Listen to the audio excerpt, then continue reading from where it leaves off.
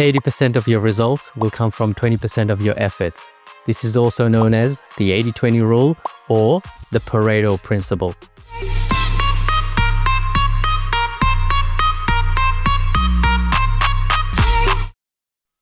Hi, my name is Opie. I talk about health, wealth, and happiness. So today I wanted to speak about the 80-20 rule and how you can apply this to your life. But let me go back maybe 100 years, 150 years, and let you know the beginnings of Wilfred Pareto, who was a philosopher and an economist born in 1848, and around 1895, so 47 years into his life, he discovered, this is the story anyway, right? He discovered that his pea plants, when he went through them, it was realized that 20% of them were producing 80% of the output. And he goes, that's interesting. And then he realized that this was the case in other aspects of his life as well. So for example, when he looked at the population of Italy at the time, he realized that 20% of the population owned 80% of the land. And then he continued on and seeing these different patterns all over the place. And this basically became the 80-20 rule, also known as the Pareto Principle. So can you now, if you haven't heard of this principle before, can you try and think of other ways, other aspects in your life where this is the case? Think hard. Might not even need to think hard. Think about your clothes. How many items of clothes do you have? If I say 100, maybe half of that, 50. How often do you wear the same items over and over again? Like, if you watched a couple of my videos, you would know that 80% of the time, I'm wearing the same clothes over and over again. It's just how it is, right? You wear what's comfortable, you wear what's familiar, but there's a bunch of clothes that don't get worn at all. Occasionally you wear them. For example, this shirt I haven't worn before.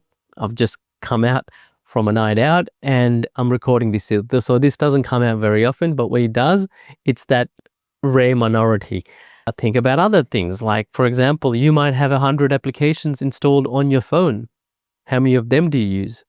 Do you use, maybe 20% or 20 of them 80% of the time? Probably the case. You don't have to have 100, right? So it could be lower than that. But this ratio is consistent throughout different aspects of our life. It's not necessarily 80-20. Sometimes it's 70-30. Sometimes it's 90-10. But that ratio, depending on where you apply to your life, seems to be a recurring theme.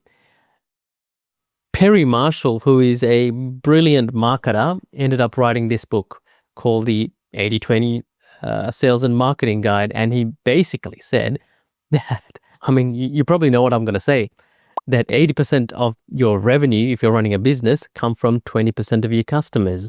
And we can expand that into even more, like ad revenue and sales reps. 20% of your sales reps could bring 80% of your revenue. We could go on and on.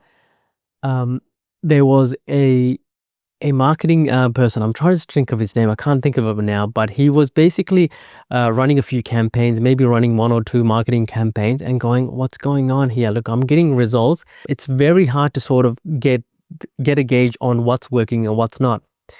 Ended up speaking to another marketer who was just getting phenomenal results, and he goes, what are you doing different to me? And it worked out that this guy was running 10 times the more ad campaigns. And from there, so, as an example, say this person A was running 10 ads a day. This other person was running 100 ads a day, maybe a month, right? Maybe, I'm just trying to think the actual numbers. Can't think, but I'm going to say a week because week seems a bit more doable, right? So running 10 ads a week as opposed to 100 as well, 100 ads. Based on that, he was able to collect data. And guess what he found? That most of those ads that he was running was not working. But there was 20% that were. 20% that were bringing in gems.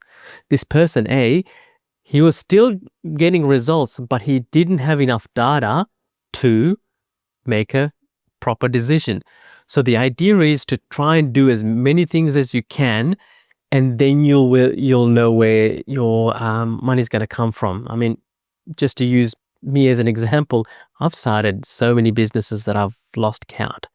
But guess what? A handful of them, one or two, are bringing me 80% of the income. I don't know why. It just seems to be the case. I mean, I'm doing this now, hoping that that will come up and provide me other sources of income. But at the moment, as it stands now, even though I've got different types of income, Pareto's principle is true. 20% of it gives me 80% of my income. This is just the way it has been. I guess it was just a law that's always been the case, but Pareto observed it and I guess made it into a law. The trick here sometimes is you don't know what's going to work. So you don't know what's going to be in that 20%. So therefore, 100% of your effort is required until you start getting some data. When you start getting some data and you know, hey, this is actually working really well for me, maybe it's time I wind down this part of the business because it's not working for me. I mean, I've got a good friend, Johnny, who has a chai business. And guess what? He's got multiple products, but one thing that it brings most of his income is his chai brand, because that's his bread and butter. He's got other products now in production that are up and coming, but at the moment he doesn't know, and it's just a matter of experimentation. But that one product is bringing him 80% of his revenue, right? Not a surprise, right? Not a surprise at all. Again, you can apply this to various aspects of your life, even your diet. Think about what you eat on a daily basis. It's probably the same meals over and over and over again. 80% of the time, you're eating 20% of, did I say that right? 20% of the meals that you actually know how to make. I hope you got something out of it. Think about it and think about how you can actually apply this to various aspects of your life. I mean, even though this is a marketing book, if you read this, there are actually other 80-20 rule books out there, but this is a good one if you are into business marketing and so forth. Have a read of it. You'll be able to understand how you can apply this to different aspects of your life. All the best. Thank you for listening. I'll see you in the next video. Bye.